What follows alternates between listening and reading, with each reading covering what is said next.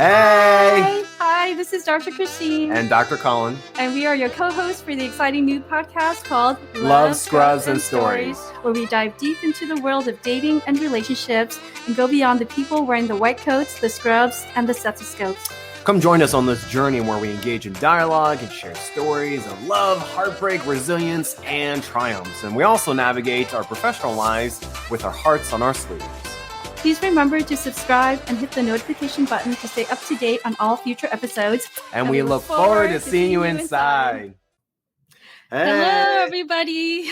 Welcome to the Love, Scrubs, and Stories podcast. We're so excited to be here. I'm your co-host, Dr. Christine Nguyen, and I'm very excited to be joined in today by my fabulous, ultra fabulous co-host, the chef doc, Dr. Colin Zhu. Hey guys, thank you so much for coming on to this episode. If you are new to us, please remember to hit that subscribe button. And Christine, what do we have in store for today? Well, we have a very important topic.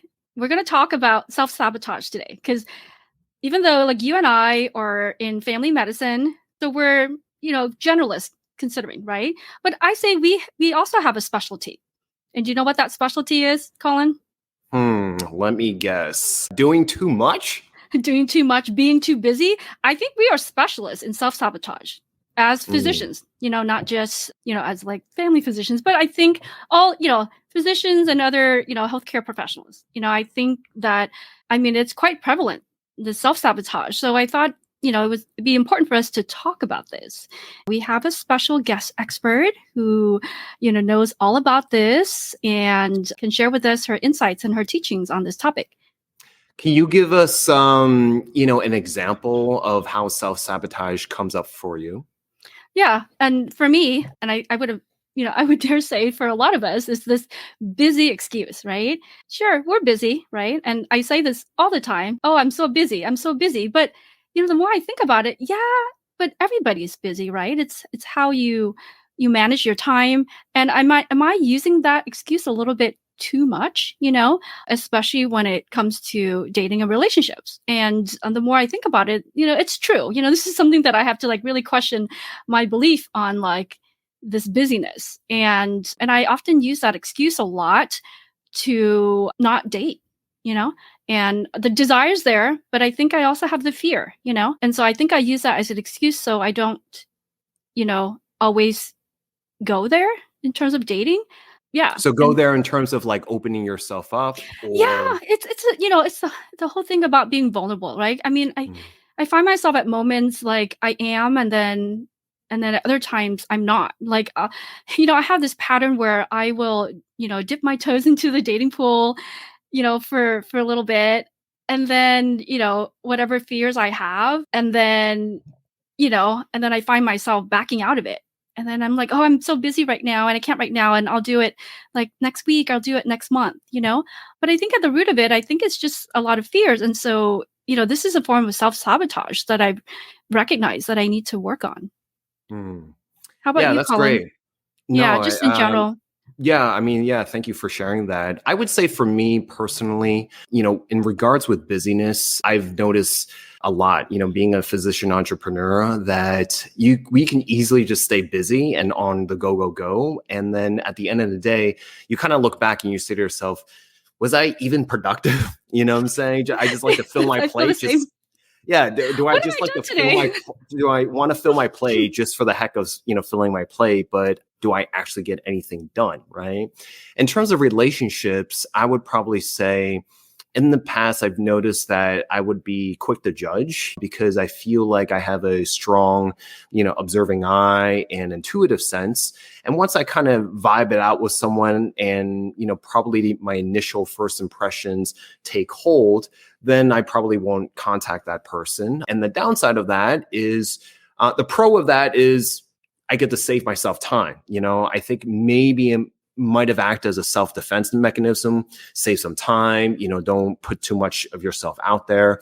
The con of it is I don't allow the opportunity to kind of get to know them, right? So you're kind of quick to judge and then you write them off and you don't have that opportunity to open up a dialogue, conversation to go deeper with them. And so you may find something that is mutual common interest, but you don't know because you haven't given that said person an opportunity to converse and connect. So that's my relationship with self-sabotage. Yeah, thank you, Colin, for sharing all that and all the amazing insights that you've added as well. And I think for me to, add on to that in terms of my own self-sabotage, I've also noticed that I have a tendency to friend zone a lot, specifically men whom I'm interested in. And I think this is definitely a form of self-sabotage where it's just the fear that maybe if I just put them in the friend zone, it'll just be easier. To But kind I of don't like think. put them at an arm's distance and Yeah, then yeah, not let them maybe. in. Yeah, not let them in because of the fear of like getting too close and just being, having to like open up because it's tough with the relationships, right? Especially I feel like in the beginning that, it's so easy, I feel like, to have a lot of like first dates, but I think the challenge is where you get past that, because I've gone through phases of my life where, I would do that, have one or two dates and then quickly friend zone them, and perhaps this is just another form of self-sabotage because I'm afraid to go deeper. And that's definitely something that, I'm recognizing, and actually a number of friends have pointed out, uh, Christine, how about we try and move on to the third date, um, so You're like, yeah. no, friend zone now. Yeah, because I'm Push like, the I don't button. think we're a good fit, but maybe it just goes back to the same, problem that I have is quickly judging them and not giving this relationship a chance, And so I'm glad we're talking about this, and I'm glad we have a guest expert today who can dive deep into these topics further and give us some insights and some tips on how to go about in handling some of these Yeah, issues, acknowledging for them, and sure. just taking it further. For sure. Let me introduce them. So I have the great pleasure of introducing our guest expert today. Her name is Meg Smithson. And, she's a very dear friend of mine. I go back way, way back. She has training in the culinary arts. She's a health coach. She's a life coach. In one liner, I probably would say she is a self-sabotage expert and relationship coach. I love what she does, who she is. She is so authentic and so, just so sincere, to the core. And, she has a wealth of knowledge. I personally give her a nickname called Sock, short for Socrates. And she's just awesome. So I can't wait to bring her on. Please welcome Meg. Hey. Hi, Meg. What a Welcome beautiful to intro. welcome to Love, Scrubs, and Stories podcast. We're so delighted that you've joined us today. Thanks for having me. I'm excited. I was taking notes when you guys were. You're like, there's so many things that we can dive deep into with these two and all of their issues. Where are you calling from, Meg? I'm from Indianapolis. So we currently are in Avon, Indiana. So it's weird to say not Indianapolis anymore, but yeah, Indiana. That's awesome. That's awesome. So this topic, I'm sure, is very, very near and dear to your heart. And, I personally know that you have created a whole community and many, many different versions and iterations of this said topic. So just to orient the audience, can you tell us a little bit about how you came into the space? Because you have a lot of different types of skill sets. And, the audience is wondering, how did you fall into this arena? Well, I think just like most of us, we gravitate towards the thing that we're not good at first, or we struggle with, or we just have a story around. And in a nutshell, I know, Christine, you had asked about a little bit of personal, and I think this would be a good segue into that. I called a fully paid off wedding almost 15 years ago. So as much as that wasn't fun, it was probably one of the boldest things I'd ever done in order to follow my heart and to figure out who I was. And after that became a decade of disastrous dating. And there was also good dating too. And really, I was on a mission to try to figure out who I was, what I was meant to do in this world, what I wanted to do from an entrepreneurial standpoint, with back to school, and all these different things. And I thought I would share this part of the story, especially from what you had said was one of your struggles with friend zoning people. In college, I had a crush on my now husband, and we I thought I was in the friend zone, and I think he had friend zoned me as well. And after I had called my wedding off, he professed his love to me. And I couldn't breathe at first. I was so excited. Oh my, he was waiting in the winds. Yeah. And so all of this happened, but I wasn't in a state to actually start dating yet. And he realized that. And, as much as I wanted him to just be like, oh, I'll take this hot mess, he knew I needed to go on and figure out who I was. Never in a million years did I think that we would come back together. We tried dating then. I moved away. I did a lot of things on my own. And then 8 years later, came back into each other's lives and have been inseparable, and we're married. So friend zoning will lead to a lot of regret if it's someone that you truly are meant to be with. So I know that was something that I lived with for a while, because I felt like I should have known who I was and what I wanted at that time, but it wouldn't have worked the way that it did. So. Oh, thank you for sharing that story, Meg. So what steps did you take? What types of work did you do to help you get there to that point? I think one of the biggest things was honestly just personal development. I got big time into the personal development world through schooling too. I did a lot of healing work, even with yoga. I never really actually got into the therapy world. I probably would have sped things up a little bit, but I was pretty good about slowing down and seeing what was going on. Anxiety was a big thing for me. And I started noticing how it would shift when I was around better people as well, when I took better care of myself, when I wasn't jam-packing my schedule into everything to keep myself busy all the time, which it worked for a season. I know both of you are in that realm right now too. But those are probably the biggest things, is really started to figure out the patterns of what I didn't want to experience anymore, gave me clues to what I did want to experience. Because a lot of times, people will say, well, I don't know, the type of person I want. Well, tell me what you don't want. And then we're going to flip it.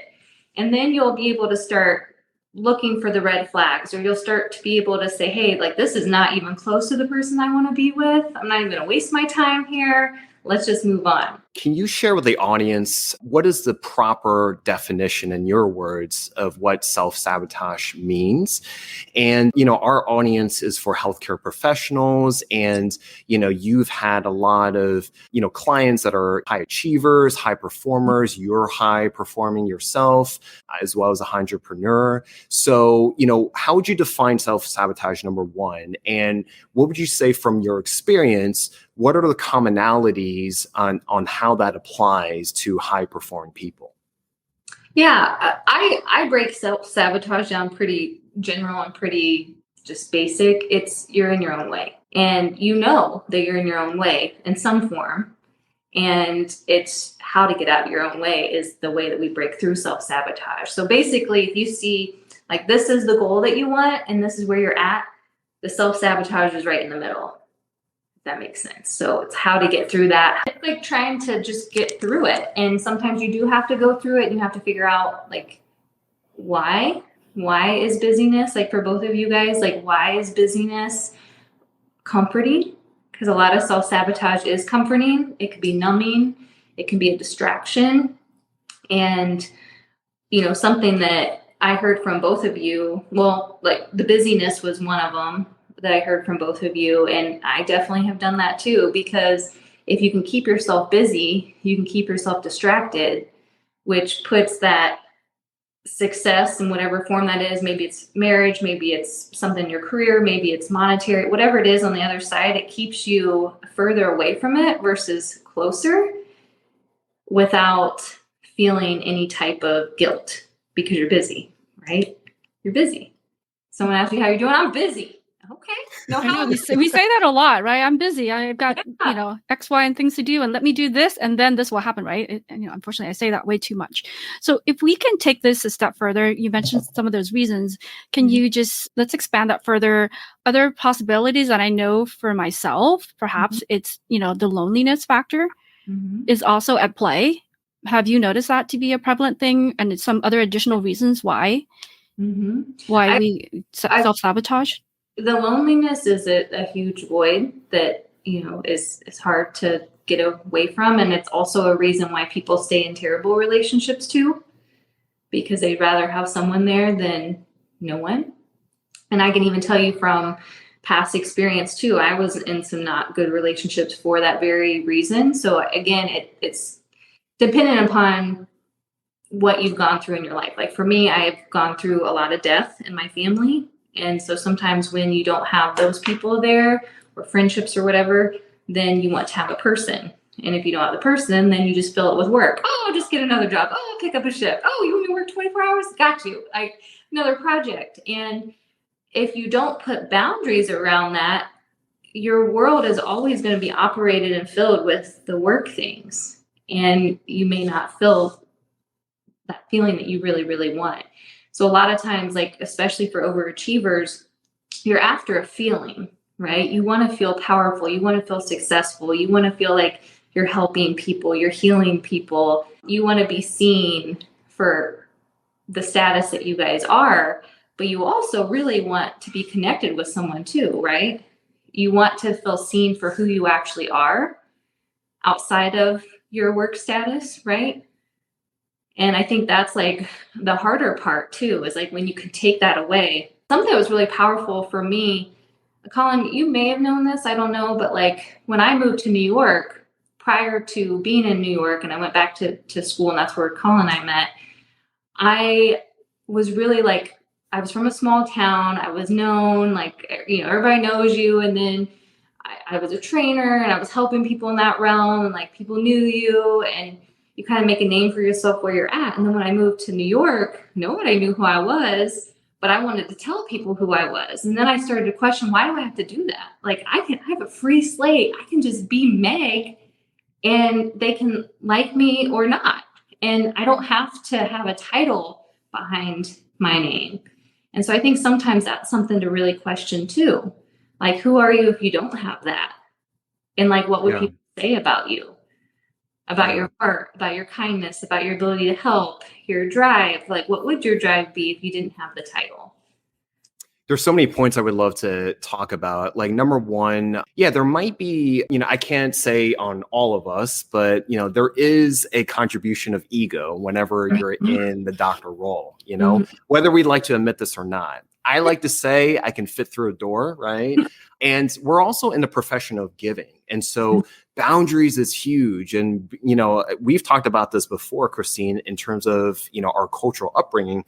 There's no such thing as boundaries. It's like, oh, you want some privacy? It's like, oh, you self-care? What the heck is that? Like there is no such thing as boundaries. So when you're in a profession of constantly giving, and then, for us as examples, no such thing as boundaries, then you're constantly in this mode of not being able to receive. I like what you said about, besides the title and status, at the heart of it, it's really about connection. And this applies to you, Christine, and that's how you started off with White Coat Romance at the beginning of the pandemic, and it started off is really to engage, community and to foster that and to cultivate that. And, look where it is now. It's blossomed, very, very well.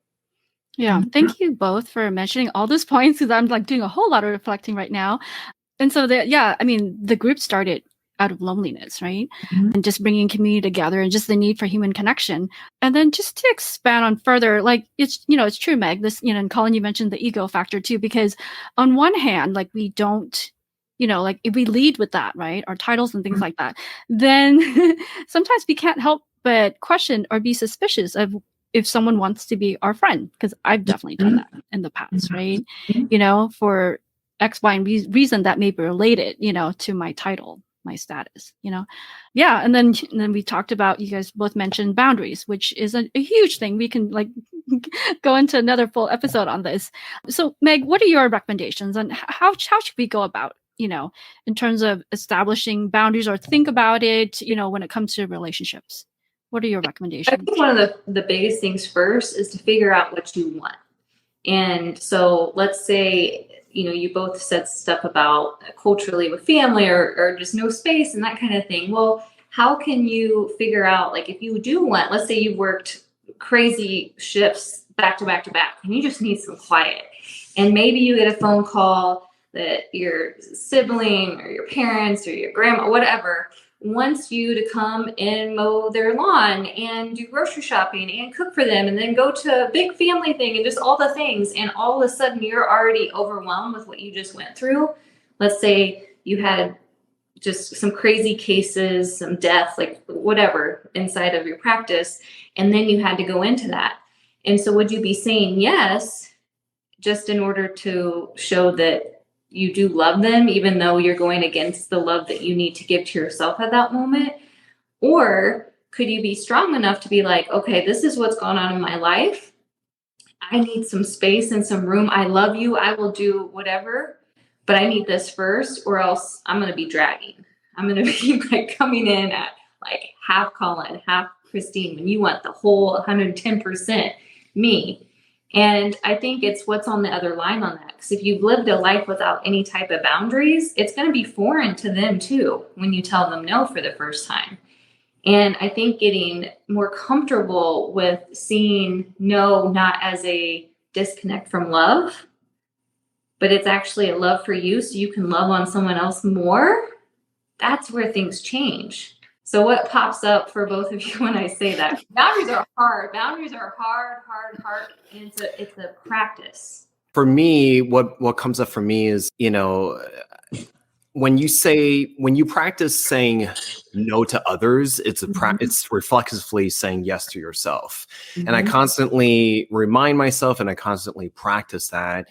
And at the end of the day, when I think of boundary setting, I think about it as it's more self-care as opposed to being selfish, because you can look at it and say like, if you say no to someone, it could be seen as, selfish. And at the end of the day, instead of kind of thinking about it in terms of like a balancing act of like, how many yeses do you say, today, or how many yeses do you say to, loved ones, family and friends, as opposed to saying and asking yourself, okay, in the present moment, check in with yourself. How do I feel today? Right? How do I, what is going on with Colin, for example? What does he need? And, despite anyone else, and how do I fill up, my cup? And so checking in with yourself and what do I need?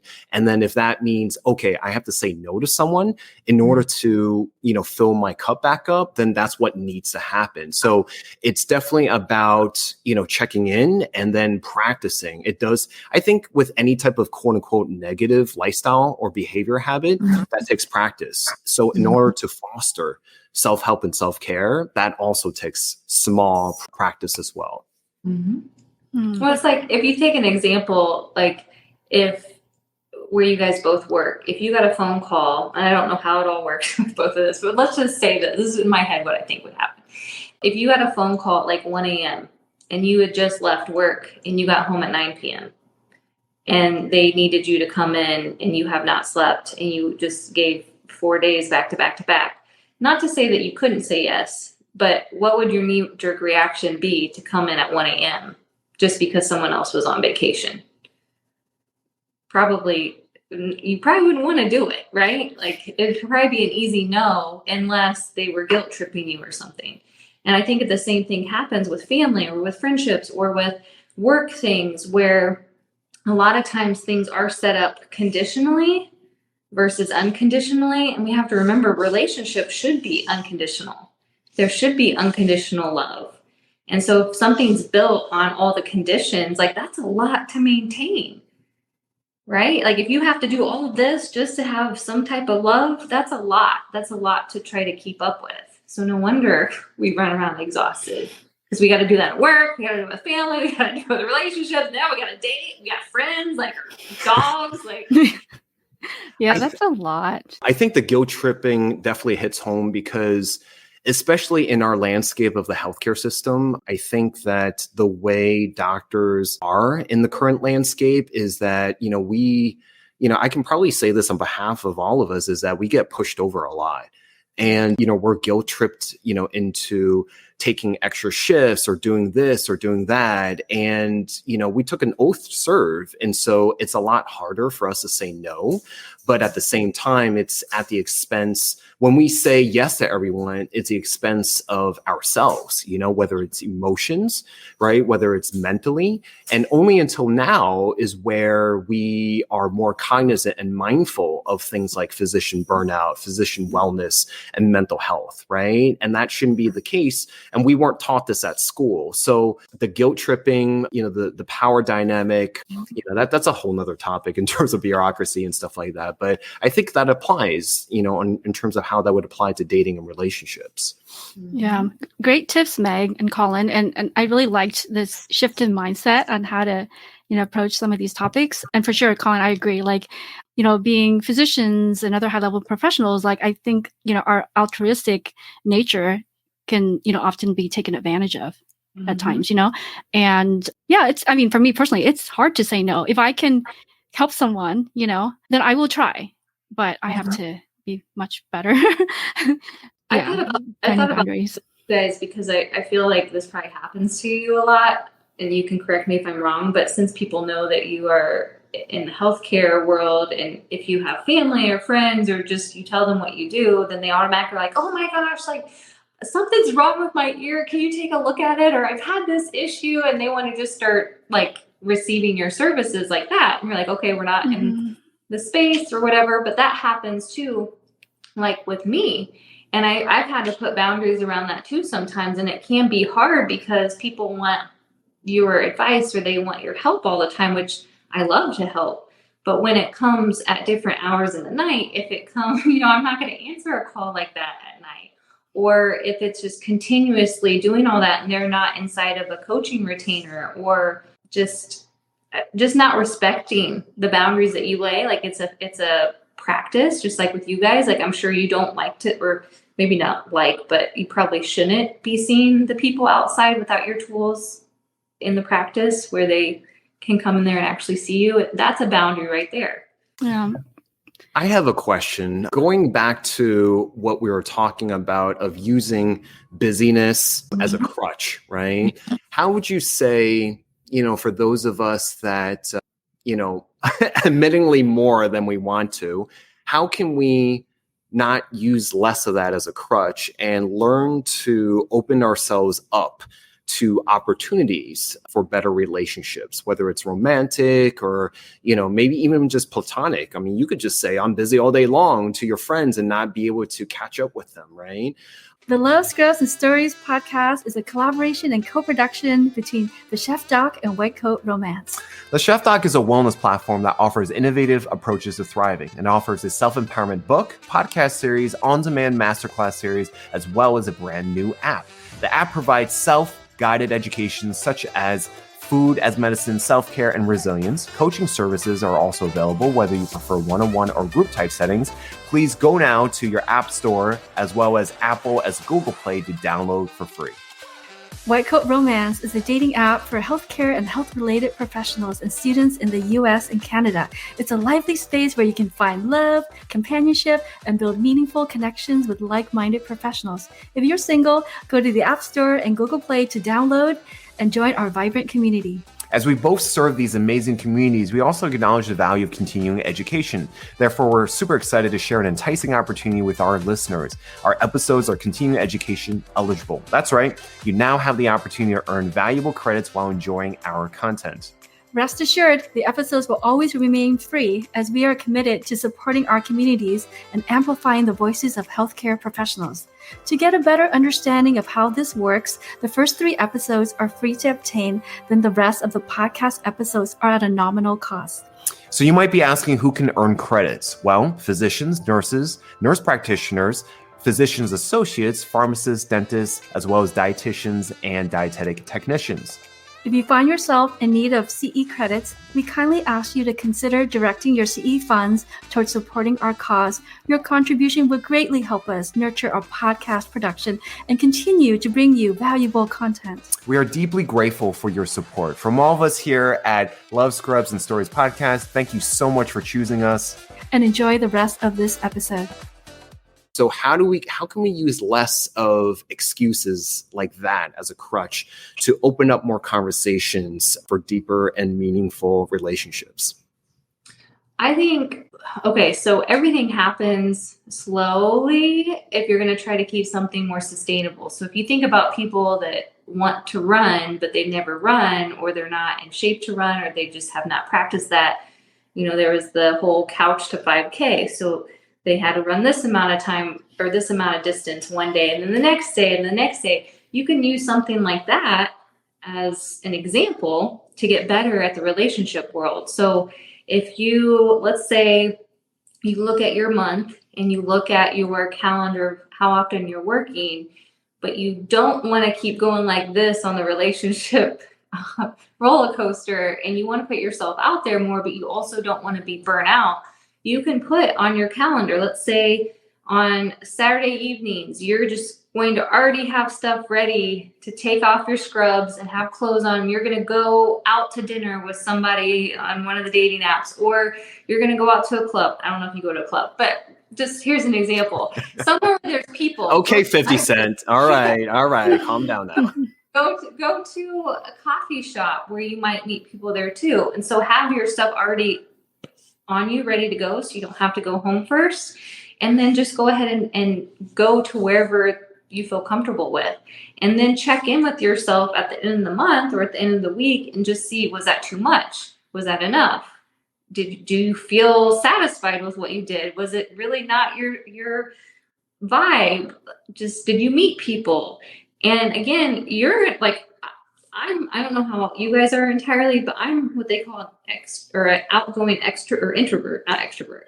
And so I have to have my time to myself too, to then go out and recharge. So if you're like that too, maybe you don't want to do that every single day. Maybe you don't want to do that every single weekend.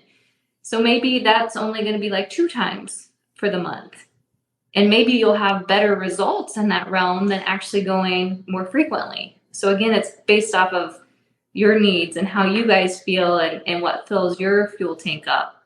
But I think blocking it in your calendar is going to make it like you would for a workout, and you start habit stacking some of those things. So if in the morning you have a strong morning routine and you wake up, you read something, you work out, whatever it is, that's how you get relationally fit too. You have to put in those reps. You have to put yourself out there. And it doesn't necessarily mean that you have to get out there. There's other ways to meet people too.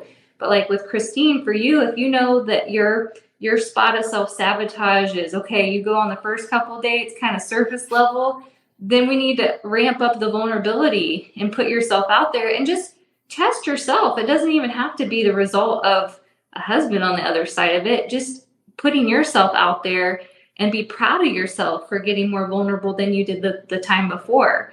And you guys could look at that as stats if you want to too. If you want to see yourself actually progressing, since you're overachievers too, be like, yes, I shared this part of my life today. I haven't gotten that far. We're not worried about first, second, third base. We're working on vulnerability here.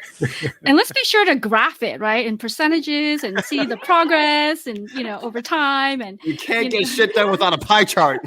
Right. Bar graphs, see the growth in it and the different categories. Things like I love.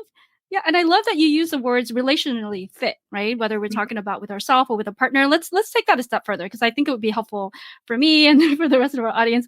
What additional tips or strategies do you have to become relationally fit so that it will optimize our chances to match with our ideal person? Like, yeah. What do you recommend?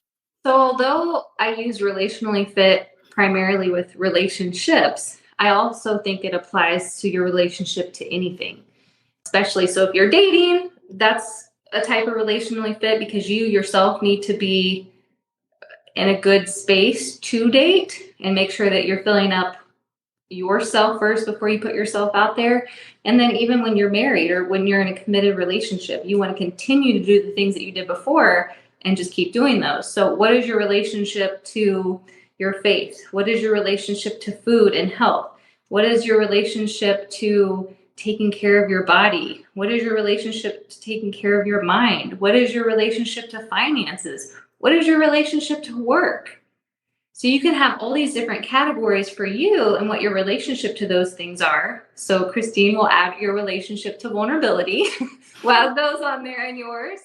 Being more consistent with it. I have moments that I can be, but I think just to like jump in real quick, like, I'm thankful that, I feel like I connect with a lot of people, and it's, and I enjoy the connections and the conversations. And so, but a lot of times, like, yeah, it ends up just being surface level, and then I kind of get stuck there, and that's what happens.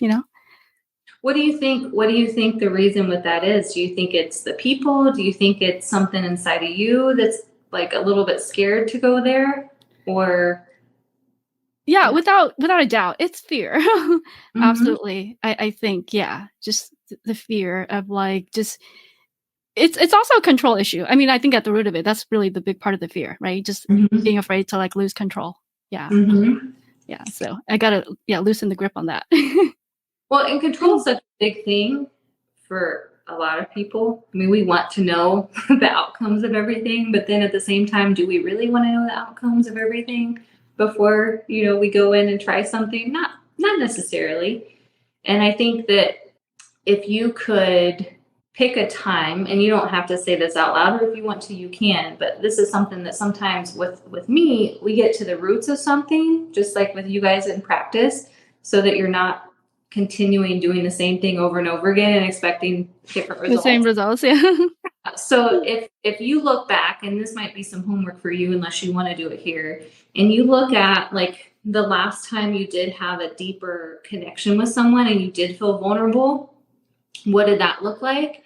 And then if you go back and you look at other times where it was a surface level, like what happened in between those? Was it something with that deeper relationship that caused you to almost have like a PTSD type of fear to then put yourself back out there? Because that's real, especially in relationships with heartbreak, or it can go back from even us being kids, where maybe you said what your favorite color was and what your favorite Disney princess was, and someone made fun of it.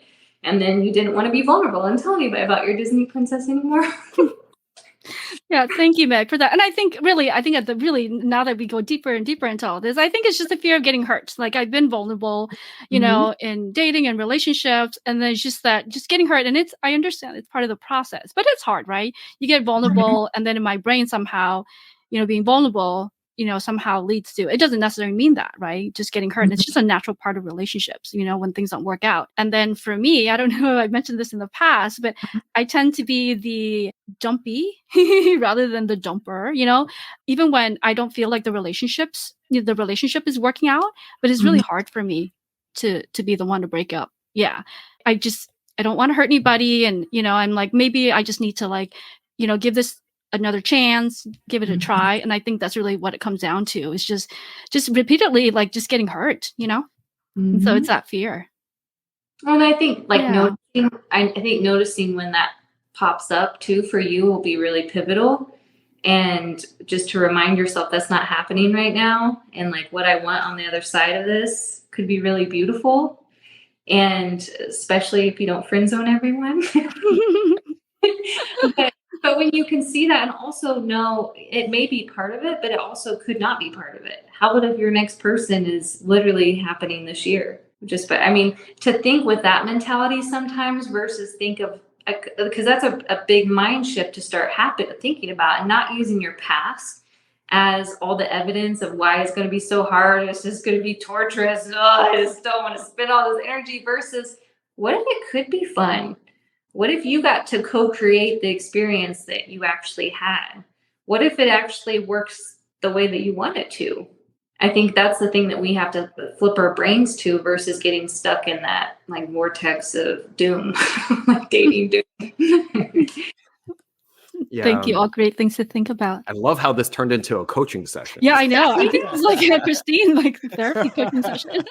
Well, this is good. This is good. We don't know everything. And at the same time, we're all here to learn, to your point. And thank you for opening up, Christine. And, it's at the end of the day, it's really about reminding ourselves, what is it we want at the end of the day? And, for me, it's keep going, be persistent, even if it hurts, and even if it hurts, can help us does, it makes you want to like, clench up and not want to put yourself out there anymore. But what is it going to do? It's going to stop you from, finding the next person that potentially could be it if I didn't open up enough to be able to attract that person into your space. So we're looking at the time and we definitely want to wrap up. Is there any last takeaways or thoughts, Meg, on your side in terms of like just actionable steps for people to get out of their own way, like you said, from your experience? Because I know you've worked with so many great people and you also received a lot. And you and I are very similar. We're all here to eternally learn and consistently grow and progress ourselves. I think, especially since we're speaking here on dating and what that looks like, especially in busy worlds and busy lives, is if you were to ask yourself this, and this may be something to journal on for both of you, but the person that you envision that has all the different categories and all the different qualities and the characteristics, if that person, this is a big form of self-sabotage right here, if that person were to show up right now, would you be ready? And if not, why? So if that person were to walk in this door, we always think about these things, but if they were to come in, like, how would you be, I guess, able to receive them, to interact with them, to connect with them? Would you close up? Would you be ready? Would you sabotage and think that all those things that you wanted for all this long weren't enough? And then the other question is, are you being that person now that's going to be able to attract that other type of person? And so I think that's a good thing to just look at. And there's no shame. You don't want to shame yourself if something isn't where it needs to be. It's like, okay, and just take it as data and be like, okay, this is an area that I probably need to just work on a little bit and add to my calendar of things to do. I love it. Great. It's very, very good. Thanks, Meg. I mean, lots of great thoughts to ponder over and really wonderful take-home points. Really appreciate you and all the recommendations and strategies that you brought today. What are the best ways to reach you? Should our audience have, additional questions or want to learn more about the work that you do and perhaps guide them in their journey to be relationally fit? What are the best ways to reach you through socials and are there exciting things that's coming in the pipeline for you that you'd like to share? Yeah. So if you have questions, you can email me at meg@megsmithson.com. You can also visit the website, megsmithson.com. On there, I have information about coaching one-on-one at a high level with me. We also are reintroducing one of our digital courses called the Relationship Revolution. So it will probably be out by the time this airs. And then I think, going to be doing a podcast of my own. Ooh, all right. Why do you have to say it like that?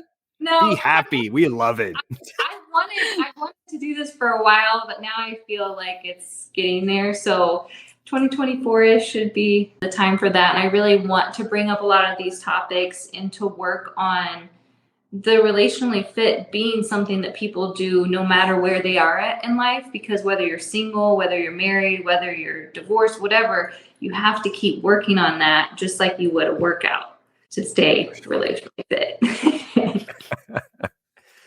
Well, Meg, thank you so much. This can go on forever. It's for me, it definitely hits home in terms of, reminding ourselves what we want at the end of the day. I think a part of being busy is not allowing ourselves to slow down, take a beat, reflect, and remind ourselves of, okay, what is it I want? Where am I now? And, what I want, has that changed? And if it's the same or different, how can I adjust course to get there?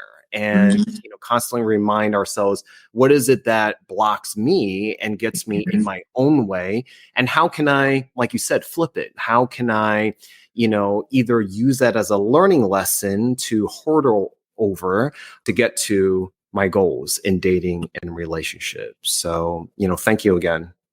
Absolutely. And I think as you both get out there and date more and just what if this could be fun? What if this could be light? What if it could be restorative? despite having craziness at work sometime, and taking that mentality versus like the dread of like, oh, it's another job. I'm gonna have to figure out. It could very well be. Right. Absolutely. That's true. That's true. Christine, do you have any last words? No, we lots of great, points and insights. So thank you, Meg, again. And with that, I think we'll wrap it up. And yeah, so excited for the, for the work that you're doing and where this journey will take you, and including the podcasting world. That's very exciting. It's very exciting. Guys, definitely check out Coach Meg Smithson. If you like this, please like, comment, and subscribe. And if you feel that this is a benefit for someone else, please let them know. And until then, please say goodbye to Coach Meg. Bye. Bye, everyone. See you guys on the next episode. Hey guys, thank you so much for watching and listening to this channel. If you enjoyed this, please like, comment, and subscribe. And if you felt like this was a benefit for someone else, please let them know as well. As a reminder, this channel does not offer medical advice. All opinions expressed are ours and our guests only. It is for general informational purposes only and does not replace professional healthcare services. Please consult your own healthcare provider for any medical issues you may have. Until the next episode, whether you're in and out of your scrubs, Please remember to love yourself and others and lead with kindness. bye.